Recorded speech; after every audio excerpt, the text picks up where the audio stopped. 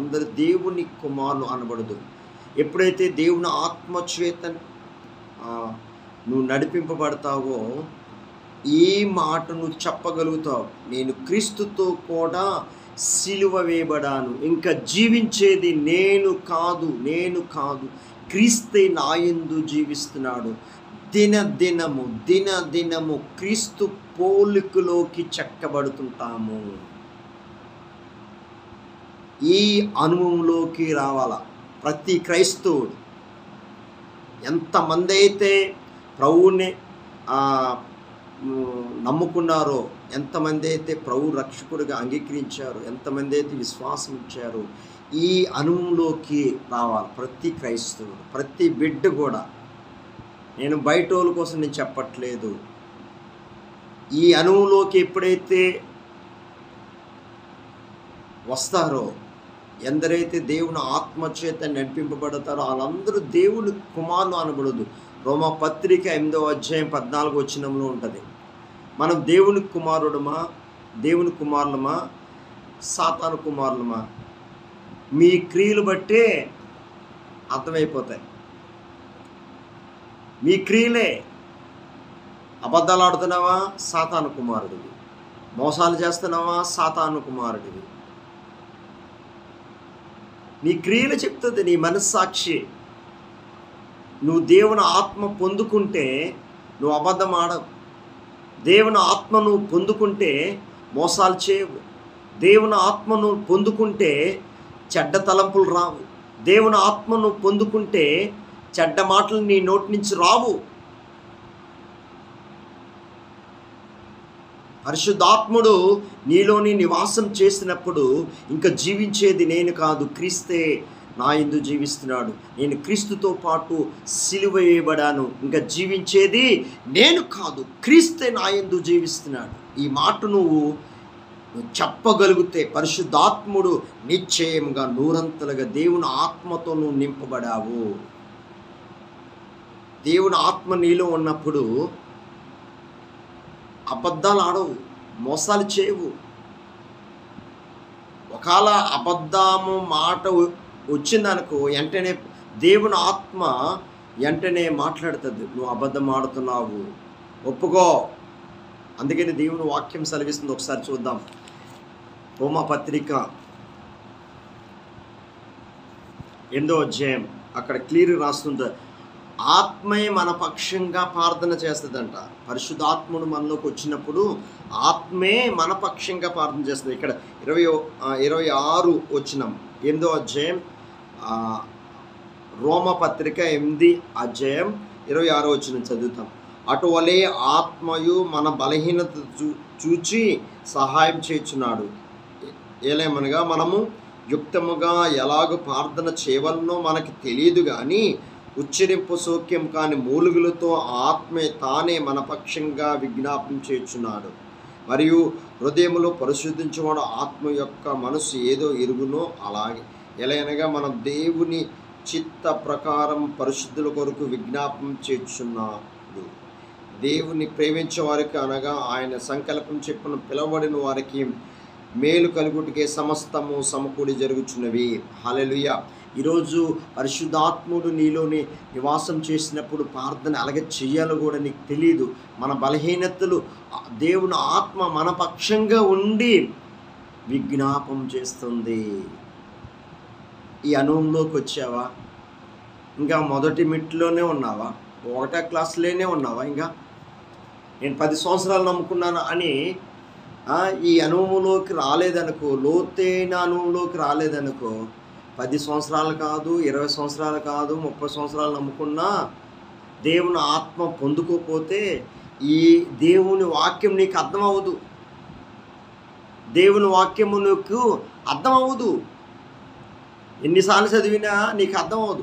పరిశుద్ధాత్ముడు మనలో ఉన్నప్పుడు, దేవుని ఆత్మలో నువ్వు ప్రార్థన చేసినప్పుడు, దేవుని ఆత్మలో దేవుని వాక్యం చదివేటప్పుడే దేవుడు యేసుక్రీస్తు నీకు బోధిస్తాడు. ఆయన బోధకుడు. ఆయన దేవుని ఆత్మ నీలో ఉన్నప్పుడు ప్రతి ఒక్కటి ఏమి మాట్లాడాలో, ఏమి చేయాలో, ఎక్కడ ఉండాలో, ఎవరితో ఎలాగ మాట్లాడాలో అంత దేవుడు నీకు ట్రైనింగ్ ఇస్తాడు. ఇక్కడ గలతీ పత్రికలోని పౌలు గారు ఇంక నేను క్రీస్తుతో పాటు సిలువ వేయబడాను, ఇంకా జీవించేది నేను కాదు, క్రీస్తే నాయందు జీవిస్తున్నాడు. ఈ మాటను ప్రతి క్రైస్తవుడు చెప్పగలిగితే నిజంగా పరిశుద్ధాత్ముడు 100% యేసు ప్రభువు నీలోని జీవిస్తున్నాడు. ముద్రేస్తాడు. ఎందరైతే దేవుని ఆత్మ చేత నడిపింపబడతారో వాళ్ళందరూ దేవుని కుమారులు అనబడదురు. నేను ఎందుకు చెప్తున్నానంటే ఈరోజు 2 చేతులెత్తి నీకు దండం పెడతా. ప్రతి క్రైస్తవుడు దేవుని ఆత్మని పొందుకోవాలి. ప్రతి క్రైస్తవుడు దేవుని ఆత్మతో పొందుకుంటే నీ క్రియలు చూసి నువ్వు స్వార్థ చేయకలే. నీ క్రియలు, నీ మాటలు, నీ ప్రవర్తన ఈ లోకము చూసినప్పుడు నిన్ను దేవుడే అనేకుల్ని ఆకర్షింపబడతారు. మీ ద్వారా అనేక ఆత్మలు మీ ద్వారా రక్షింపబడతాయి. ఆత్మ లేదనుకో ప్రతి చిన్నదానికి చిరాకు వస్తుంది. ఆత్మ లేదనుకో ప్రతి చిన్నదానికి కోపం వస్తుంది. ఆత్మ లేదనుకో ప్రతి చిన్నదానికి చిరాకు పడుతుంటావు. చిన్న మాట అనే లోపలికి నువ్వు భరించలేవు.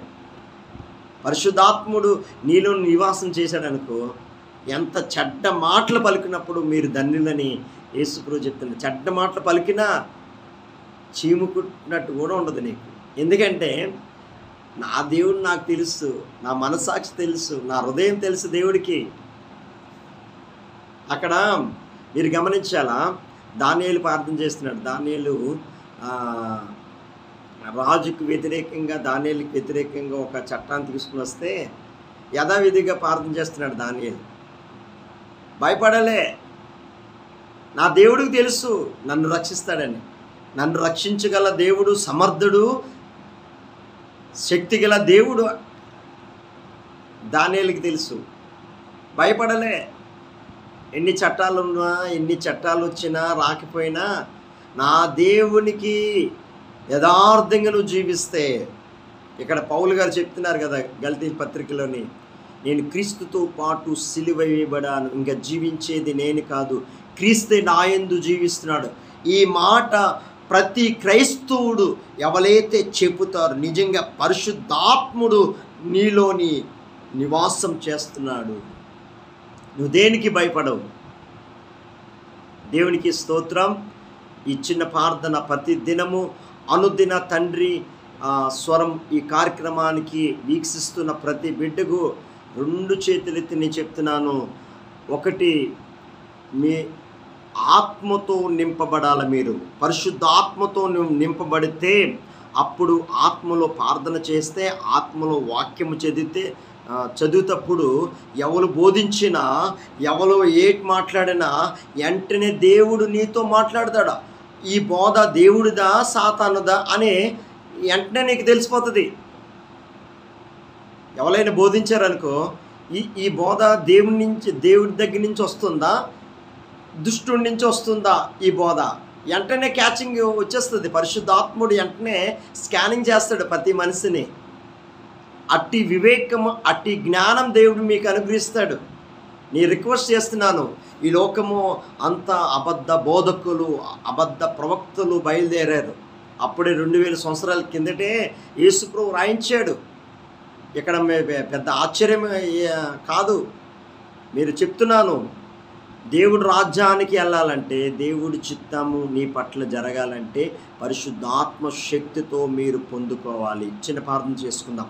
ప్రభువానికి స్తోత్రాలు తండ్రి. ఇంతవరకు నీ వాక్యంతో నాతో మాట్లాడిన విధానం బట్టి స్తోత్రాలు ప్రభా. ఈ యూట్యూబ్ ద్వారా ఎంతమంది అయితే ప్రభా యేసయ్య ఆలకిస్తున్నారో వాళ్ళందరి జీవితాలు ఈ వాక్యాన్ని ప్రభా యేసయ్య నూరంతలుగా తండ్రి, ఆ వాక్యాన్ని నూరంతలు ఫలించి ఆ వాక్యానుసారంగా నీ పరిశుద్ధాత్మ శక్తితో నింపు ప్రభా. ప్రతి బిడ్డని నీ ఆత్మతో నింపు తండ్రి ప్రభా. యేసయ్య ఎక్కడ కూడా మోసము జరగకుండా, ఎక్కడ ఈ బోధలు అబద్ధ బోధలు ప్రభా మోసములో పడకుండా తండ్రి నీ పరిశుద్ధాత్మతోని ప్రభా ప్రతి బిడ్డని నింపి నీ ఆత్మతో నింపి అభిషేకించి నీ ఆత్మ ద్వారా నడిపించి సహాయం చే తండ్రి. ఏ అక్కరలతో ఉన్నారో, ఏ బాధలతో ఉన్నారో తండ్రి, అవన్నీ నువ్వు తీర్చగల శక్తిగల దేవుడు తండ్రి. ప్రతి బిడ్డని ప్రభా అక్కర్లన్నీ నువ్వు తీర్చి నిశ్చయంగా తండ్రి అబ్రహాంకి ఇచ్చిన ప్రతి ఆశీర్వాదం తండ్రి ప్రభా ప్రతి బిడ్డ మీద అనుగ్రహించునుగాక, నిశ్చయంగా ఆశీర్వదించునుగాక, నిశ్చయంగా దీవించునుగాక ప్రభా తండ్రి. ఇచ్చిన ప్రార్థన ఆలకించినందుకు యేసుక్రీస్తు నామములో అడిగిచున్నాం తండ్రి, ఆమేన్. మన తండ్రి అయిన దేవుని ప్రేమ, మన ప్రభువైన యేసుక్రీస్తు కృప, పరిశుద్ధాత్మ నిన్ను సమావేశము మనకి సకల పరిశుద్ధులకి ఈ యూట్యూబ్ ద్వారా ఎంతమంది అయితే చూస్తున్నారో వాళ్ళందరికీ దేవుని కృప తోడే ఉండునుగాక. ఆమేన్, ఆమేన్, ఆమేన్.